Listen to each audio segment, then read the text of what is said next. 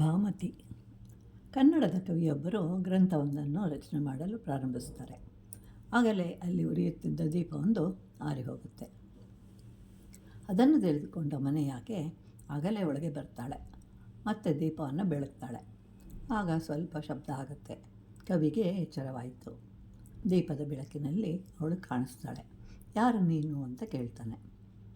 ಆಗ ಅವಳು ಹೇಳ್ತಾಳೆ, 30 ವರ್ಷಗಳ ಹಿಂದೆ ನೀವು ನನ್ನನ್ನು ವಿವಾಹ ಮಾಡಿಕೊಂಡಿರಿ ಅಂತ ಹೇಳ್ತಾಳೆ. ಅಷ್ಟು ವರ್ಷಗಳು ನೀನು ಏನು ಮಾಡುತ್ತಿದ್ದೆ ಅಂತ ಕೇಳ್ತಾನೆ. ನಾನು ನಿಮ್ಮ ಸೇವೆಯನ್ನು ಮಾಡ್ತಾ ಇದ್ದೆ. ನೀವು ಬರೆಯುತ್ತಿರುವ ಗ್ರಂಥವನ್ನು ತನ್ಮಯರಾಗಿ ಬರೆಯಲಿ ಅಂತ ಹೇಳಿ ನಿಮಗೆ ಬೇಕಾದುದನ್ನು ಪೂರೈಸ್ತಾ ಇದ್ದೆ ಅಂತ ಹೇಳ್ತಾಳೆ. ಹಾಗಾದರೆ ನಮಗೆ ಬೇಕಾದ ವಸ್ತುಗಳನ್ನು ಕೊಳ್ಳಲು ಹಣ ಬೇಕಲ್ಲವೇ ಅಂತ ಕೇಳ್ತಾನೆ.